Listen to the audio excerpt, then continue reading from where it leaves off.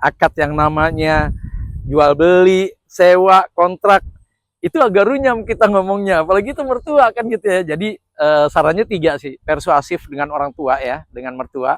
Pelan-pelan Bu, mohon maaf Bu, ya saya sih memang mantu, tapi kalau dipotek dua suruh sewanya sama, ya saya keberatan Bu, kan gitu.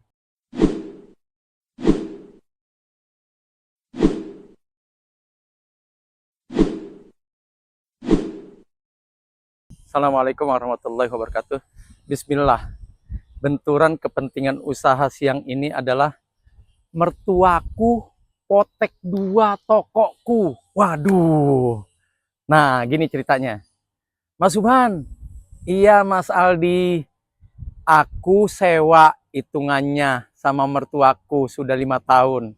Ukuran 4x8.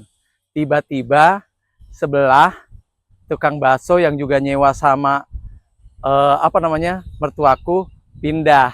Ya, oke. Tiba-tiba masuk adik ipar. Oke.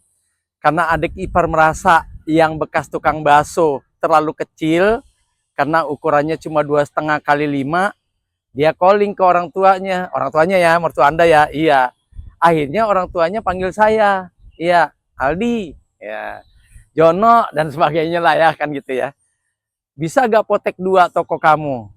Oh gitu ya Bu? Iya, karena si Maya mau make separohnya. Dan yang itu kekurangan. Dia kan mau pakai telur juga, mau pakai gerobak juga, belum meja buat customer makan juga, pelanggan makan, bangku apa segala macem. Jadi yang kamu 4x8 tetap panjangnya, lebarnya paro 2. Jadi ya kamu bikin 2. Ya enggak? Nanti partisi dari ibu, oke? Jadi kamu dapat lebar 2 meter, Maya dapat lebar 2 meter. Terus tapi uang sewa saya tetap pasti bandok. Ya itu mah saya nggak bisa ngomong ya, karena itu gimana ya, benturan kepentingan usaha antara Anda mantunya dengan adik ipar dan orang tua, itu dirembukin sih. Cuman nggak bisa ngomong itu, karena kalau udah masuk ke ranah keluarga, masalah akad yang tadi ya, akad yang namanya jual beli, sewa, kontrak, itu agak runyam kita ngomongnya, apalagi itu mertua kan gitu ya. Jadi sarannya tiga sih, persuasif dengan orang tua ya, dengan mertua. Pelan-pelan Bu, mohon maaf Bu, ya saya sih memang mantu, tapi kalau dipotek dua suruh sewanya sama, ya saya keberatan Bu, kan gitu.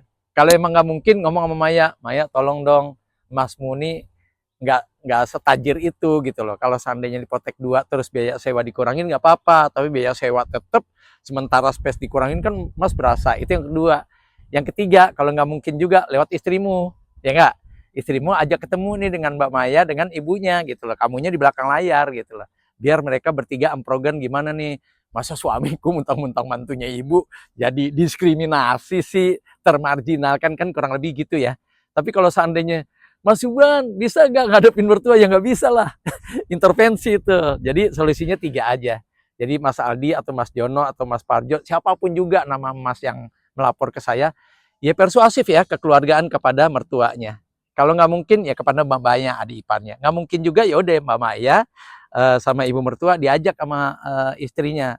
Istrinya Mas Aldi kan ada kakak kandungnya Mbak Maya, tong.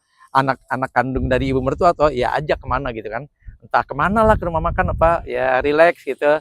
Biasanya kalau dia relax, masuk tuh hal-hal yang selama ini prinsipil, yang selama ini agak sedikit ya kayaknya menegangkan, karena relax tadi ya, nggak sengaja apa gimana gitu, masuk 1-2 sentuhan tiba-tiba jadi cair kan gitu ya. Padahal tuh sebenarnya konflik yang agak sulit. Tapi kalau di acara makan-makan, jalan-jalan, rihlah, insya Allah selalu banyak hikmah di mana mereka bisa, ya udah deh, besok dikurangin aja 25%, kurang lebih gitu.